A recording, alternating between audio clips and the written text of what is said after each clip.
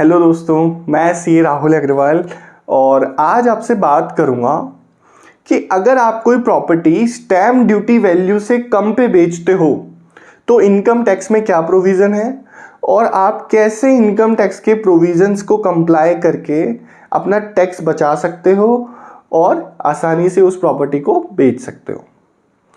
दोस्तों, income tax में provision है कि अगर आपने प्रॉपर्टी की वैल्यू जो सेल की है वो स्टैम्प ड्यूटी वैल्यू से अगर कम है तो आपका जो कैपिटल गेन टैक्स है वो स्टैम्प ड्यूटी वैल्यू के हिसाब से कैलकुलेट होगा। तो इसका मतलब हुआ दोस्तों, मैं अगर मेरा एग्जांपल लेता हूं कि अगर मेरी किसी एक प्रॉपर्टी की स्टैम्प ड्यूटी वैल्यू 1 करोड़ रुपए है, ठीक है दोस्तों, और मैं उस प्रॉपर्टी को मान लीजिए किसी वजह से केवल 40 लाख रुपए में बेचता हूं, मैंने 40 लाख रुपए की अगर सेल डीड बनाई है तो मुझे टैक्स जो है वो 40 लाख रुपए से कैलकुलेट करना है या स्टैम्प ड्यूटी वैल्यू 1 करोड़ के हिसाब से कैलकुलेट करना है। दोस्तों, इनकम टैक्स में साफ लिखा हुआ है कि अगर आपका जो सेल कंसिडरेशन है और स्टैम्प ड्यूटी है वो दोनों में अगर डिफरेंस है 10% से ज़्यादा का, इसका मतलब अगर सेल प्राइस जो आपने डिसाइड किया है उसका 110% कर लो, 40 लाख का 110% 44 लाख हो गया। मतलब कि मेरा जो स्टैम्प ड्यूटी वैल्यू और जो मेरा सेल प्राइस है उन दोनों में जो डिफरेंस है तो मुझे मेरी sale value stamp duty value लेनी पड़ेगी अगर डिफरेंस 10% से ज़्यादा है सेल प्राइस के। तो इसका मतलब हो गया कि 44 लाख रुपए मेरी 110% वैल्यू बनी थी और 1 करोड़ रुपए स्टैम्प ड्यूटी वैल्यू है, तो नॉर्मल केस में तो हमें 1 करोड़ रुपए के हिसाब से इनकम टैक्स कैलकुलेट करना होगा हमारी प्रॉपर्टी को बेचने पे। और वो कैसे कैलकुलेट होता है, 1 करोड़ रुपए मेरी सेल वैल्यू ले लेंगे क्योंकि स्टैम्प ड्यूटी वैल्यू ली जाएगी और माइनस कर देंगे वो मैंने प्रॉपर्टी कितने में खरीदी थी। तो फॉर एग्जाम्पल मैंने 10 लाख रुपए में अगर वो प्रॉपर्टी ली है तो 1 करोड़ माइनस 10 लाख 90 लाख रुपए पे मुझे 20% कैपिटल गेन देना हो। लेकिन दोस्तों कुछ केसेस में जेन्युइनली प्रॉपर्टी की प्राइसेस स्टैम्प ड्यूटी वैल्यू से कम होती है। उस केसेस में प्रॉपर्टी का वैल्यूएशन कैसे होगा, इनकम टैक्स की गणना कैसे होगी। कई बार दोस्तों क्या होता है कि कुछ पुरानी प्रॉपर्टी होती है, जैसे मैं एग्जांपल देता हूं आपको, एक प्रॉपर्टी है जिसमें 100 किराएदार रह रहे हैं, उस प्रॉपर्टी का किराया बहुत कम है क्योंकि वो बहुत पहले से किराए पे है। आज भी जयपुर में ले लीजिए या दिल्ली में ले लीजिए, कुछ पुरानी प्रॉपर्टीज का किराया 100 रुपये पर मंथ 200 रुपये पर मंथ है, जो बहुत ही कम है और उस किराएदार में सभी पे केसेस चल रहे हैं। तो ऐसी डिस्प्यूटेड प्रॉपर्टी की स्टैम्प ड्यूटी वैल्यू तो अच्छी होती है।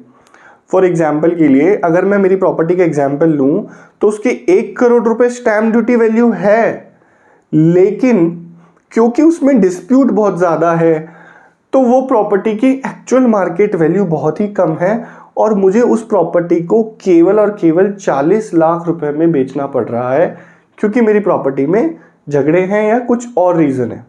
तो क्या जेन्युइन केस में भी मुझे स्टैम्प ड्यूटी वैल्यू ही लेनी पड़ेगी या मेरे पास कोई ऑप्शन है?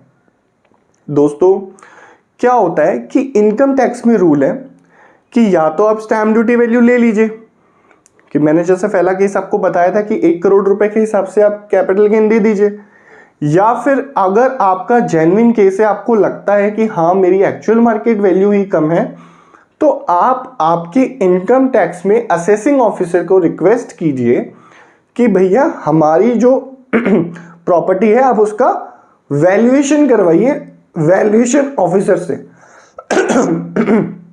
आप अपने आप अपने असेसिंग ऑफिसर से रिक्वेस्ट कीजिए कि हमारा केस वैल्यूएशन ऑफिसर को रेफर कर दिया जाए। उस केस में क्या होगा दोस्तों, आपका जो वैल्यूएशन ऑफिसर है वो आपकी प्रॉपर्टी की वैल्यू डिटरमाइन करेगा और उस प्रॉपर्टी की वैल्यू के बेस पे जो वैल्यूएशन ऑफिसर वैल्यू निकालेगा उस बेस पे आपका कैपिटल गेन टैक्स कैलकुलेट होगा। अब दोस्तों इसका प्रोसेस इस तरीके से रहता है कि जब हम अपने असेसिंग ऑफिसर के पास जाते हैं तो असेसिंग ऑफिसर ये डिटरमाइन करता है कि डिफरेंस कितना है। वो किस बेस पे वैल्यूएशन ऑफिसर को रेफर करेगा? हर केस में तो वो करेगा नहीं, क्योंकि उसको तो सभी बोलेंगे कि भाई हमारा तो वैल्यूएशन ऑफिसर को रेफर कर दो। तो असेसिंग ऑफिसर कुछ फैक्ट्स के बेसिस पे जजमेंट लेता है कि डिफरेंस कितना है, आप कितना क्लेम कर रहे हो और सेल प्राइस कितना है। तो for example stamp duty value बोलता है 1 करोड़ है, हम बोल रहे हैं 40 लाख है, तो बहुत ज्यादा डिफरेंस है। इन दैट केस आपका केस वैल्यूएशन ऑफिसर को रेफर कर दिया जाएगा। कई बार एक 15-20% की लिमिट्स भी होती हैं जो असेसिंग ऑफिसर चेक करते हैं कि डिफरेंस इससे ज़्यादा होना चाहिए, तभी वैल्यूएशन ऑफिसर को केस रेफर किया जाएगा। अब आपने एप्लीकेशन कर दी वैल्यूएशन ऑफिसर को, वैल्यूएशन ऑफिसर एओ ने केस रेफर कर दिया वैल्यूएशन ऑफिसर को।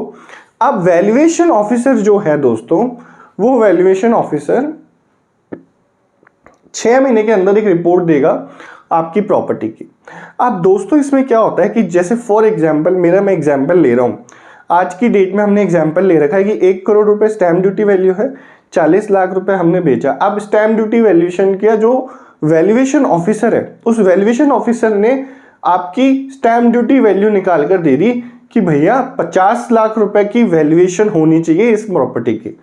तो वैसे तो actual stamp duty value 1 crore रुपए है, आपने सेल किया 40 लाख रुपए में और वैल्यूएशन ऑफिसर बोलता है कि मार्केट वैल्यू 50 लाख रुपए है इसकी।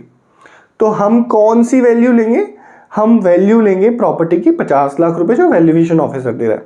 तो 50 लाख रुपए के हिसाब से आपका कैपिटल गेन टैक्स कैलकुलेट हो जाएगा। दूसरा केस आता है, वैल्यूएशन ऑफिसर बोलता है कि प्रॉपर्टी की वैल्यू तो 30 लाख रुपए ही है, आपने बोला 40 लाख रुपए में सेल की है, वैल्यूएशन ऑफिसर बोलता है मार्केट वैल्यू 30 लाख है। तो गवर्नमेंट बोलेगी आप बोल रहे हो 40 लाख रुपए में बेची है आपने, तो 40 लाख रुपए ले लेंगे। ठीक है दोस्तों। तीसरा केस क्या होता है भाई, वैल्यूएशन ऑफिसर क्या बोलेगा? वैल्यूएशन ऑफिसर बोलता है नहीं इसकी तो मार्केट वैल्यू 1.5 करोड़ रुपए है, भैया 1 करोड़ से भी ज्यादा उसने वैल्यू बता दी। तो उस केस में स्टैम्प ड्यूटी वैल्यू जो होगी उसको आपका सेल कंसिडरेशन लिया जाएगा।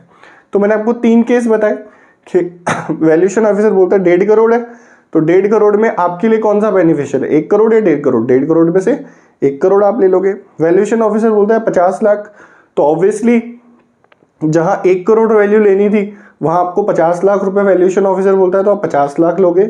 थर्ड, वैल्यूएशन ऑफिसर बोलता है कि जो एक्चुअल प्राइस है उससे भी कम पे है, मतलब वो बोलता है कि भाई 40 की प्रॉपर्टी की वैल्यू 30 लाख ही है, तो आपको फिर 40 लाख रुपए वैल्यू लेनी होगी। इसका मतलब कि जेन्युइनली अगर आपकी प्रॉपर्टी की वैल्यू कम है और वैल्यूएशन ऑफिसर जो आपकी वैल्यू देगा उसके बेस पे आप अपना असेसमेंट करवा सकते हैं और कैपिटल गेन टैक्स पे कर सकते हैं।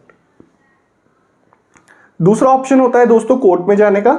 अगर आप वैल्यूएशन ऑफिसर की रिपोर्ट से सहमत नहीं है तो आप कोर्ट में भी जा सकते हैं, उसको आगे चैलेंज कर सकते हैं। इसमें मेरी सलाह ये रहती है कि आप एक अपना खुद का वैल्यूएशन करवा के रखें, ताकि आप असेसिंग ऑफिसर के पास जाएं तो उसको दिखा सकें कि हमने जो वैल्यूएशन करवाया है उसके हिसाब से ये प्रॉपर्टी की वैल्यू कम है, ताकि वो उसको रेफर कर सके वैल्यूएशन ऑफिसर को। मतलब आप ये असेसिंग ऑफिसर को जस्टिफाई कैसे करेंगे कि हमारा केस वैल्यूएशन ऑफिसर को रेफर किया जाए? उसके लिए आप किसी प्राइवेट वैल्यूअर से या इनकम टैक्स रजिस्टर्ड वैल्यूअर से प्रॉपर्टी का वैल्यूएशन करवा लें, ताकि फ्यूचर में आपको कोई प्रॉब्लम ना हो। दोस्तों आई होप आपको वीडियो समझ में आई होगी। आपके कोई क्वेश्चन है तो प्लीज़ कमेंट बॉक्स में बताइए। मुझसे आप पर्सनली कनेक्ट होना चाहते हैं तो मैं मेरे व्हाट्सएप नंबर आपको दे रहा हूँ, वहाँ आप मुझसे कनेक्ट कर सकते हैं और मुझसे 1 to 1 बात कर सकते हैं। ओके दोस्तों, मिलते हैं नेक्स्ट वीडियो में। Goodbye, thank you.